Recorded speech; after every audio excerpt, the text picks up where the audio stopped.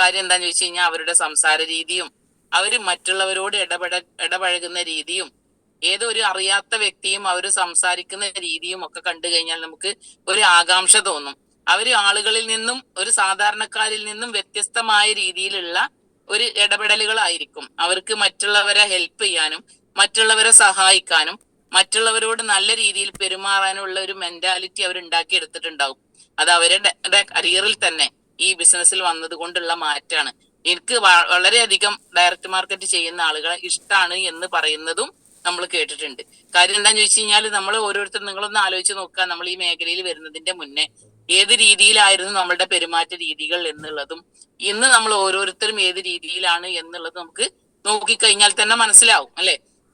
അപ്പൊ ഈ direct marketing നമുക്ക് ചെയ്യണം എന്നുണ്ടെങ്കിൽ നമ്മൾ 2-3 കാര്യങ്ങൾ നമ്മൾ ശ്രദ്ധിച്ചു കഴിഞ്ഞാൽ വളരെ നല്ല രീതിയിൽ നമുക്ക് ഈ ഒരു കരിയർ ബിൽഡ് ചെയ്യാനും ഒരു കമ്മ്യൂണിറ്റി ബിൽഡ് ചെയ്യാനും എല്ലാത്തിനും നമുക്ക് പറ്റുന്ന ഒരു മേഖലയാണ് എന്നുള്ളത് 100% നമുക്ക് എല്ലാവർക്കും അറിയാം. പക്ഷെ ഏത് രീതിയിൽ നമ്മൾ ഇതിനെ ചെയ്യും, ഏത് രീതിയിൽ ചെയ്താലാണ് നമ്മൾ വിജയിക്കുക എന്നുള്ളതിനെ കുറിച്ച് 2-3 വാക്കാണ് ഞാൻ സംസാരിക്കുന്നത്. ഇന്ന് എന്തായാലും കൂടുതൽ സമയം ഞാൻ സംസാരിക്കൂല. കാര്യം എന്താണെന്ന് വെച്ച് കഴിഞ്ഞാൽ ചെറിയൊരു എമർജൻസി കേസ് ഉണ്ട്. അപ്പൊ അതുകൊണ്ട് കുറച്ച് സമയം ഞാൻ സംസാരിക്കുന്നുള്ളൂ. സംസാരിക്കുന്നത് വളരെ വ്യക്തമായിട്ട് നിങ്ങൾ ഓരോരുത്തരും മനസ്സിലാക്കിയിട്ട് നിങ്ങളുടെ ജീവിതത്തിൽ പകർത്തും കൂടെ ചെയ്യുകയാണ് എന്നുണ്ടെങ്കിൽ വളരെയധികം ഉപകാരം കിട്ടുന്ന കാര്യങ്ങളാണ്. ഞാൻ ചെയ്തുകൊണ്ടിരിക്കുന്ന കാര്യങ്ങളാണ്, നമ്മൾ ഓരോരുത്തരും ചെയ്യേണ്ട കാര്യങ്ങളുമാണ്. ഈ ബിസിനസ്സിന് ഏറ്റവും വേണ്ട കാര്യം എന്താന്ന് ചോദിച്ചു കഴിഞ്ഞാല് ഈ ബിസിനസ്സിന് കമ്മിറ്റ്മെന്റോട് കൂടെയും അതേപോലെ കൺസിസ്റ്റൻസി ആയിട്ടും അതേപോലെ ഹാർഡ് വർക്കും, ഈ 3 കാര്യങ്ങളും 100% ഫോളോ ചെയ്യുന്ന ഒരാൾക്ക്, ആ രീതിയിൽ പ്രവർത്തിക്കുന്ന ഒരാൾക്ക് ഈ ബിസിനസ്സിൽ വലിയ രീതിയിലുള്ള ഗ്രോത്ത് നമുക്ക് ഉണ്ടാക്കാൻ കഴിയും. എന്താണ് കമ്മിറ്റ്മെന്റ്? എല്ലാവർക്കും അറിയാം. കമ്മിറ്റ്മെന്റ് എന്ന് പറയുന്നത് പ്രതിബദ്ധത, അതായത് നമ്മൾ സമർപ്പണം, ഉത്തരവാദിത്ത ബോധത്തോടു കൂടെ കാര്യങ്ങൾ കൈകാര്യം ചെയ്യുക എന്നുള്ളതാണ്, അല്ലെ? ഏതൊരാൾക്കും അറിയാൻ പറ്റും. ഇതിന്റെ മീനിങ് എന്താണെന്നുള്ളത് എല്ലാവർക്കും അറിയാൻ പറ്റും. പക്ഷെ നമ്മൾ പ്രാവർത്തികമാക്കുന്ന സമയത്ത് നമ്മൾ കമ്മിറ്റ്മെന്റ് കാണിക്കാറില്ല, അല്ലെ?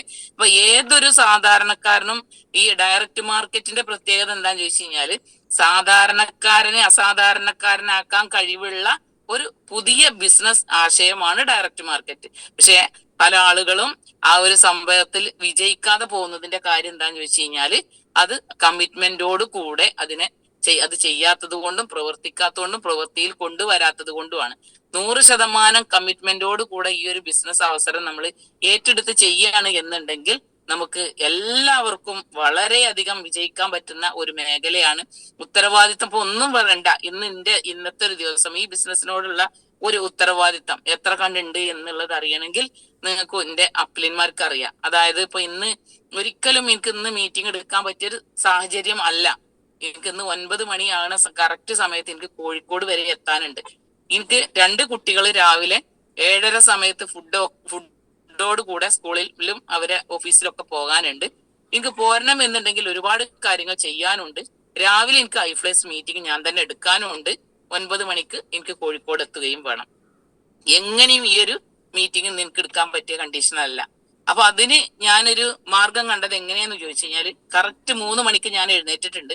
3 മണിക്ക് എഴുന്നേറ്റ് എന്റെ മക്കൾക്ക് പോകാനുള്ള എല്ലാ കാര്യങ്ങളും ഞാൻ അവിടെ ഓക്കെ ആക്കി. നേരത്തെ സുബൈക്ക് വാങ്ങി കൊടുക്കുന്ന സമയത്ത് ഞാൻ എന്റെ വണ്ടി കഴുകുകയാണ്. വണ്ടി കഴുകിയിട്ട് എന്റെ കുളിയും നിസ്കാരവും കഴിഞ്ഞ് ഞാൻ ഒരുങ്ങി പുറപ്പെട്ട് ഞാൻ 3/4 മണിക്കൂർ സമയം വാഹനം റൺ ചെയ്ത്, അതായത് ഓട്ടിയിട്ട് ഒരു 3/4 മണിക്കൂർ 2 മണിക്കൂർ സമയം എനിക്ക് കോഴിക്കോട് എത്താൻ വേണം. അപ്പൊ എനിക്കൊരു 3/4 മണിക്കൂർ സമയം ഞാൻ റൺ ചെയ്ത് വാഹനം റോഡ് സൈഡിൽ നിർത്തിയിട്ടിട്ട് ഞാൻ ഈ ഒരു മീറ്റിംഗ് എടുത്തുകൊണ്ടിരിക്കുകയാണ്. അപ്പൊ ഈ ഒരു എത്രത്തോളം ഈ ഒരു ബിസിനസ്സിനോട് കമ്മിറ്റ്മെന്റ് ഉണ്ട് എന്നുള്ളത് ശരിക്കും എന്നെ തന്നെയാണ് എനിക്ക് നിങ്ങളോട് പറയാനുള്ളത്. ഈ രീതിയിൽ നിങ്ങൾ ചെയ്തു കഴിഞ്ഞാൽ ഒരിക്കലും ചെയ്തത് പോരാ എന്നുള്ളതാണ് എനിക്ക് പലപ്പോഴും തോന്നാറുള്ളത്. അപ്പൊ അത്രത്തോളം നമ്മൾ കമ്മിറ്റ്മെന്റോട് കൂടെ നമ്മൾ ചെയ്യുന്ന ജോലിയുടെ ഉത്തരവാദിത്തം എത്ര കണ്ടുണ്ട് എന്നുള്ളത് നമ്മൾ ഓരോരുത്തരും സ്വന്തത്തിനോട് ചോദിക്കുക. മറ്റൊരാൾ പറഞ്ഞു തന്നിട്ടല്ല നമ്മളിത് ചെയ്യേണ്ടത്. നമ്മൾ സ്വയം നമ്മൾ ഈ ബിസിനസ്സിനോട് ചെയ്യുന്ന ഉത്തരവാദിത്തം എത്ര കണ്ടുണ്ട് എന്നുള്ളത് നമ്മൾ ഓരോരുത്തരും മനസ്സിലാക്കി പ്രവർത്തിച്ചു കഴിഞ്ഞാൽ 100% നമുക്ക് വിജയിക്കാൻ പറ്റുന്ന ഒരു മേഖലയാണ്. ഇപ്പൊ എനിക്കൊരു പക്ഷേ എനിക്ക് ഇന്ന് പറയാം, സാറേ എന്നെ കൊണ്ട് ഇന്ന് പറ്റൂല, ഇന്ന് എന്തായാലും ഞാനിത് ചെയ്യുന്നില്ല, നിങ്ങൾ വേറെ ആരെ കൊണ്ടെങ്കിലും ചെയ്യിപ്പിക്കും എന്ന് പറയാം. പക്ഷെ എന്നെ ഒരു കാര്യം ഏൽപ്പിച്ചിട്ടുണ്ടെങ്കിൽ അത് എനിക്ക് ആരോഗ്യത്തോടെ ഞാൻ ജീവിച്ചിരിപ്പുണ്ടെങ്കിൽ അത് ഞാൻ ചെയ്തിരിക്കും. അത് ഞാൻ നടത്തിയിരിക്കും എന്നതാണ് എന്റെ പോളിസി. ആ രീതിയിൽ നമ്മൾ ഉത്തരവാദിത്തത്തോടു കൂടെ നിങ്ങൾ ഇതിനെ ഏറ്റെടുത്ത് ചെയ്യാണ് എന്നുണ്ടെങ്കിൽ വലിയ രീതിയിൽ നമുക്ക് വലിയ ഗ്രോത്ത് ഉണ്ടാക്കാൻ പറ്റിയ ഏറ്റവും നല്ലൊരു മേഖലയാണ്. അതേപോലെ തന്നെ രണ്ടാമത് പറയാനുള്ളത് കൺസിസ്റ്റൻസി. നമ്മൾ ഏത് സ്ഥിരമായിട്ട് നല്ല രീതിയിൽ, അതായത് ദീർഘകാല ലക്ഷ്യങ്ങൾ നേടുന്നതിന് സ്ഥിരമായിട്ട് ചെയ്യൽ അത്യാവശ്യമാണ് അല്ലെ. കൺസിസ്റ്റൻസി ആയിട്ട് നമ്മൾ ചെയ്യുക എന്ന് പറഞ്ഞാല് സ്ഥിരമായിട്ട് ഒരു കാര്യങ്ങൾ കുറച്ചു കാലം ചെയ്ത്, അല്ലെങ്കിൽ കുറച്ച് സമയം നല്ല ആക്റ്റീവായിട്ട് ഒരു മാസം, ഈ ഒരു മാസം നല്ല ആക്റ്റീവായിട്ട് നമ്മൾ ചെയ്തു, ആക്റ്റീവായിട്ട് നമ്മൾ ചെയ്ത് അടുത്ത മാസം ഈ മാസം ചെയ്തതിന്റെ ആക്റ്റീവായിട്ട് ചെയ്തതിന്റെ റിസൾട്ട് നമുക്ക് കിട്ടുക ഈ മാസത്തിലല്ല, അത് നമുക്ക് അടുത്ത മാസമാണ് കിട്ടുക. അത് നമ്മൾ സ്ഥിരമായിട്ട് ചെയ്യുന്നതിലൂടെ നല്ലൊരു ടീമും നല്ലൊരു പ്രവർത്തനത്തിലൂടെ നല്ലൊരു ഗ്രോത്ത് ഉണ്ടാക്കാൻ പറ്റിയ സമയത്ത് നമ്മൾ എന്ത് ചെയ്യാണ്, അടുത്ത മാസം നമ്മൾ ലോ ആവുകയാണ് അല്ലെ.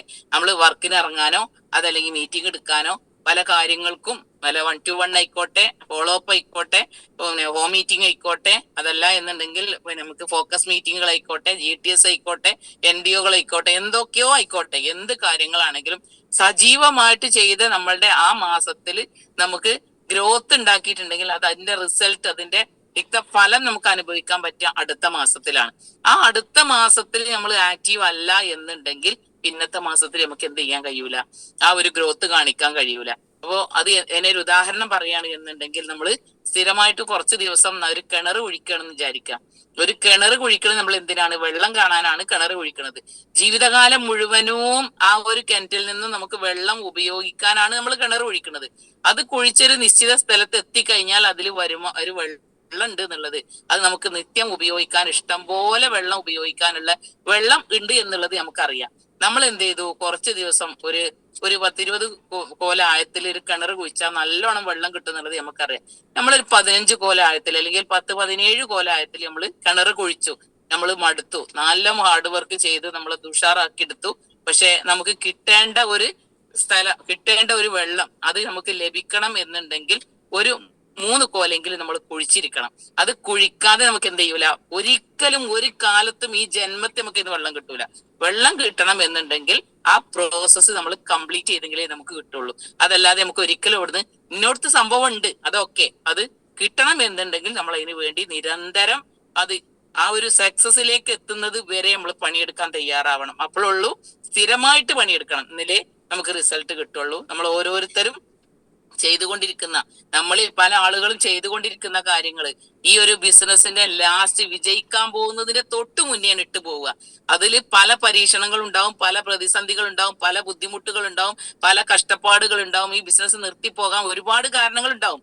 പക്ഷെ വിജയിക്കണം എന്നുണ്ടെങ്കിൽ ഇത് നിർത്തിപ്പോകാതെ നമ്മൾ ആ വിജയിക്കുന്നത് വരെ കൂടെ നിന്നെങ്കിൽ മാത്രമേ നമുക്ക് ഓരോരുത്തർക്കും ഇതിൽ വിജയിക്കാൻ കഴിയുള്ളൂ. അപ്പൊ അതുകൊണ്ട് നമ്മൾ സ്ഥിരമായിട്ട് കൺസിസ്റ്റൻസിയോട് കൂടെ നമ്മൾ പ്രവർത്തിക്കുകയാണെങ്കിൽ 100% നമുക്ക് വിജയിക്കാൻ കഴിയും. ആ രീതിയിൽ പ്രവർത്തിച്ചെങ്കിൽ മാത്രമേ ഉള്ളൂ നമുക്കതിന്റെ ഫലം അനുഭവിക്കാൻ കഴിയുക. അതല്ലാതെ പാതി വഴിയിൽ നിർത്തിപ്പോയി കഴിഞ്ഞാൽ ഒരിക്കലും നമുക്ക് ഈ ഒരു ബിസിനസ്സിൽ വലിയ വിജയങ്ങൾ നേടിയെടുക്കാൻ കഴിയൂല.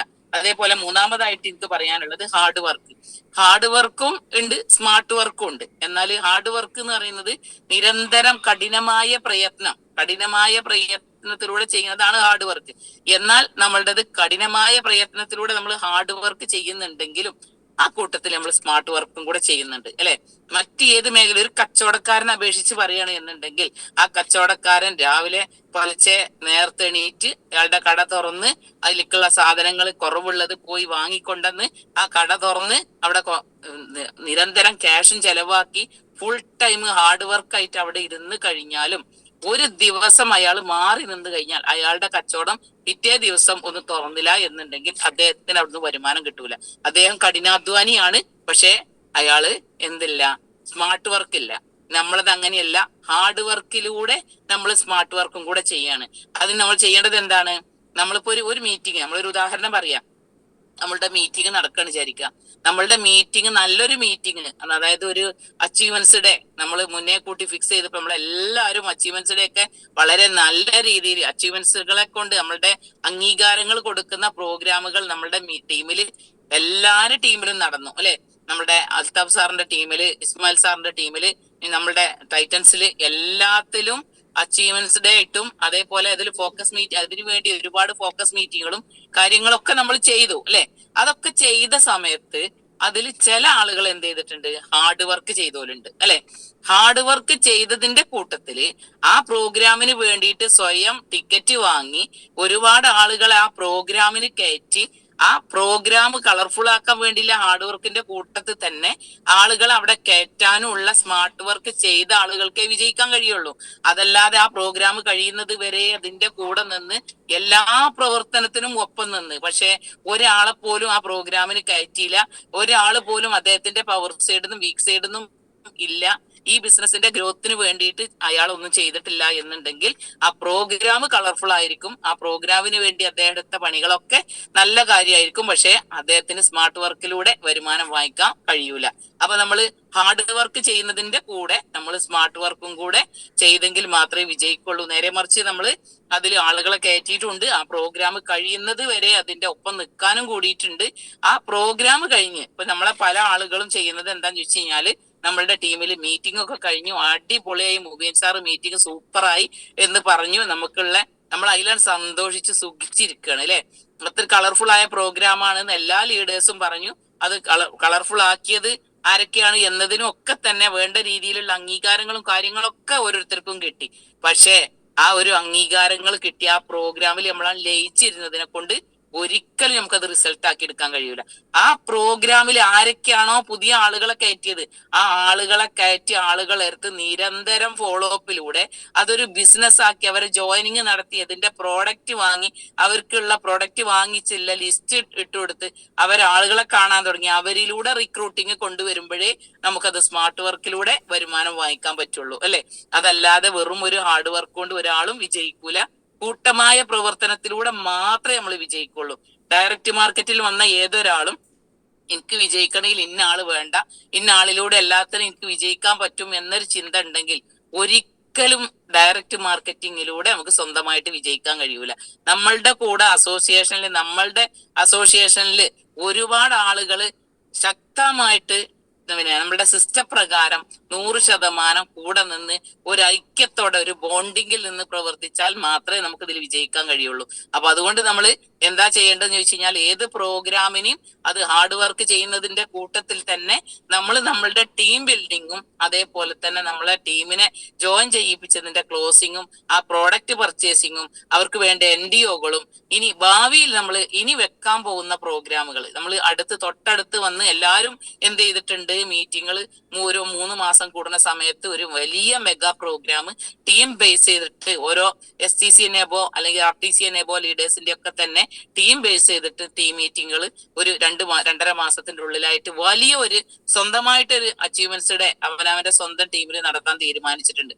ആ ഒരു തീരുമാനത്തിൽ വളരെയധികം കളർഫുൾ ആയിട്ട് ആരാണോ കൈകാര്യം ചെയ്യുന്നത് ആ ഒരു ടീം ഏറ്റവും നല്ല രീതിയിൽ അടുത്ത വർഷം 2026 പൂർത്തിയാകുന്ന സമയത്ത് ഏറ്റവും കൂടുതൽ ഗ്രോത്ത് ഉണ്ടാക്കാൻ പോകുന്ന ടീം ആ രീതിയിൽ പ്രവർത്തിക്കുന്ന സമയത്താണ്.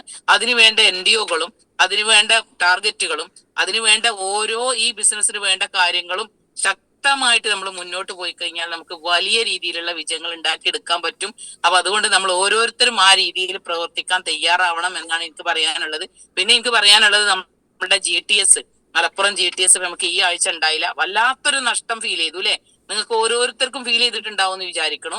നമ്മളുടെ മലപ്പുറം പ്രോഗ്രാം നമ്മള് ഒരാഴ്ചയിൽ ശരിക്കും പറഞ്ഞു കഴിഞ്ഞാൽ നമ്മളുടെ കൂട്ടുകുടുംബങ്ങളെ, നമ്മളുടെ വീട്ടിലുള്ള നമ്മളുടെ ഉമ്മ പ്രസവിച്ച നമ്മളുടെ ഏട്ടനനിയന്മാരെ, നമ്മളെ അനിയത്തിമാരെ ഏട്ടത്തിമാരെ ഒക്കെ ഒരു ദിവസം കാണുന്ന സമയത്ത് നമുക്ക് വല്ലാത്തൊരു സന്തോഷം തോന്നാറുണ്ട് അല്ലെ. എന്ന പോലെ നമുക്ക് മലപ്പുറത്ത് വെച്ച് നമ്മളുടെ ടീം അംഗങ്ങളെ ആഴ്ചയിൽ ഒരു ദിവസം ഒരുമിച്ച് കാണുന്ന സമയത്ത് വല്ലാത്തൊരു സന്തോഷത്തിന്റെ ദിവസമാണ്. ഒരു കുടുംബത്തിൽ ഒരു കല്യാണം വരുന്ന സമയത്തോ അതല്ലെങ്കിൽ ഒരു സൽക്കാരം ഉണ്ടാകുന്ന സമയത്തൊന്നും നമുക്ക് ഇപ്പോ ഒരു സന്തോഷം തോന്നാറില്ല. സന്തോഷം തോന്നുന്ന എപ്പോഴാണ്, നമ്മളുടെ ടീം അംഗങ്ങളെ അവരെ സന്തോഷിക്കുന്ന മുഖം നമുക്ക് കാണുന്ന സമയത്ത് വല്ലാത്തൊരു അനുഭൂതിയാണ് അല്ലെ. ആ ഒരു ദിവസം മിസ്സാകുക എന്ന് പറഞ്ഞാല്, ഒരാഴ്ചയിൽ അത് മിസ്സാകുക എന്ന് പറഞ്ഞാൽ വല്ലാത്തൊരു ടെൻഷനാണ്. എന്തായാലും ഈ ആഴ്ച ചില സാങ്കേതിക കാരണങ്ങൾ കൊണ്ട് നമുക്കത് നടത്താൻ പറ്റിയില്ല. പക്ഷെ അത് വിജയകരമായ രീതിയിൽ ടീം ബേസിൽ മീറ്റിംഗ് ആക്കി ഉപയോഗപ്പെടുത്തിയ ആളുകൾക്ക് വലിയ രീതിയിലുള്ള സക്സസ് ഉണ്ടാക്കിയെടുക്കാൻ പറ്റും. ഏതൊരു നെഗറ്റീവ് സാഹചര്യത്തിനെയും പോസിറ്റീവ് സാഹചര്യങ്ങളാക്കിയിട്ട് അതിൽ വലിയ വിജയങ്ങൾ കണ്ടെത്തുക എന്നുള്ളതാണ് നമ്മൾ ഓരോരുത്തരും ചെയ്യേണ്ടത്. അതിന്റെ പുറത്ത് ഒരു കാര്യം കൂടെ ഓർമ്മിപ്പിക്കാനുള്ളത്, നമ്മളുടെ ട്രേഡ് യൂണിയൻ, നമ്മൾ ഈ ബിസിനസ് ഇപ്പൊ നമുക്ക് എപ്പോഴും ഞാൻ ഷാസാറും പറയാറുണ്ട്, ഞാനും പറയാറുണ്ട്, നമുക്ക് ലൈസൻസ് എന്ന് പറഞ്ഞ സംഭവം എന്തിനാണ്? വണ്ടി ഓടിക്കണമെങ്കിൽ നമുക്ക് ലൈസൻസ് വേണോ? വേണ്ട. അത് പല ആളുകളും പറയും വേണം എന്നുള്ളത്. എന്നാൽ എനിക്ക് നിങ്ങളോട് പറയാനുള്ളത്, വാഹനം ഓടിക്കണം എന്നുണ്ടെങ്കിൽ നമുക്ക് ലൈസൻസിന്റെ ആവശ്യമില്ല. ലൈസൻസ് ആവശ്യം വരാറുള്ളത് ഏത് സമയത്താണ്? വണ്ടി ഓടിക്കുന്ന സമയത്ത് എന്തെങ്കിലും സാഹചര്യത്തിൽ വണ്ടി തട്ടുകയോ മുട്ടുകയോ മറ്റെന്തെങ്കിലും പരിക്കുകൾ പറ്റുകയോ വേറെ ആർക്കെങ്കിലും എന്തെങ്കിലും ചെയ്യുകയോ എന്തെങ്കിലുമൊക്കെ പ്രശ്നങ്ങൾ വരികയാണെങ്കിൽ ലൈസൻസ് മസ്റ്റ് ആണ്, അല്ലെ? എന്ന പോലെ ഈ ബിസിനസ് ചെയ്യണം എന്നുണ്ടെങ്കിൽ ട്രേഡ് യൂണിയന്റെ ആവശ്യമൊന്നുമില്ല, ഡയറക്റ്റ് മാർക്കറ്റ് ചെയ്യാം. പക്ഷേ നമ്മൾ നല്ല രീതിയിൽ ഈ ബിസിനസ് നമ്മൾ ഫുൾ ടൈം കരിയർ ആയിട്ട് ഏറ്റെടുത്ത് നമ്മുടെ ലൈഫ് മാറ്റാൻ പോകുന്ന ഈ ഒരു ബിസിനസിന്റെ സാഹചര്യത്തിലൂടെ കടന്നു പോയിക്കൊണ്ടിരിക്കുമ്പോൾ പല സമയത്തും പല സാങ്കേതിക കാരണങ്ങളാൽ എന്തെങ്കിലും പ്രശ്നങ്ങൾ വന്നു കഴിഞ്ഞാൽ നമ്മളുടെ കമ്പനിക്കോ അതല്ലെങ്കിൽ നമ്മളുടെ ലീഡേഴ്സിനോ ഇതിൽ ഇടപെടണം എന്നുണ്ടെങ്കിൽ, ആ പ്രശ്നങ്ങൾ പെട്ടെന്ന് ഫാസ്റ്റ് ആയിട്ട് പരിഹരിക്കണം എന്നുണ്ടെങ്കിൽ ട്രേഡ് യൂണിയൻ അത്യാവശ്യമാണ്, അല്ലെ? അപ്പൊ ആ ഒരു ട്രേഡ് യൂണിയൻ ഇല്ലാത്ത ആളുകൾക്ക്, എന്റെ അപ്പേന് ട്രേഡ് യൂണിയൻ ഉണ്ട് എന്ന് പറഞ്ഞത് കൊണ്ട് ഒരിക്കലും അവർക്ക് അതിന്റെ യൂണിയന്റെ അംഗീകാരങ്ങളും ആനുകൂല്യങ്ങളും ഒന്നും കിട്ടില്ല. ഇനി യൂണിയനിൽ ഒരുപാട് ആനുകൂല്യങ്ങൾ വരാനിരിക്കുകയാണ്.